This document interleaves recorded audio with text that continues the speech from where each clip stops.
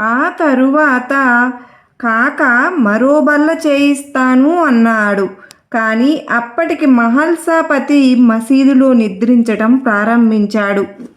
కాక మహల్సాపతిని కూడా బల్ల ఏర్పాటు చేయిస్తాను అన్నారు.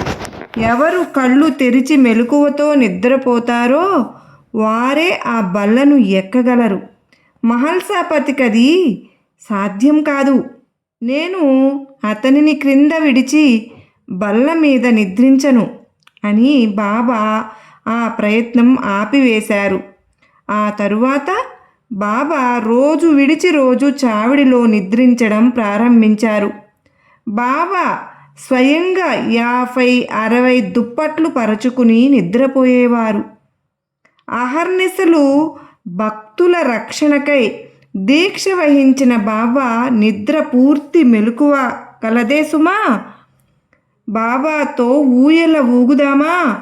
కొమ్మల్లో కోయిలమ్మ కుహూ అన్నది. సన్నగా గున్నమావి పాడుతున్నది. బాబా వేసిన ఊయల పిలుస్తున్నది. పాపలను ఆడుకోను రమ్మంటున్నది.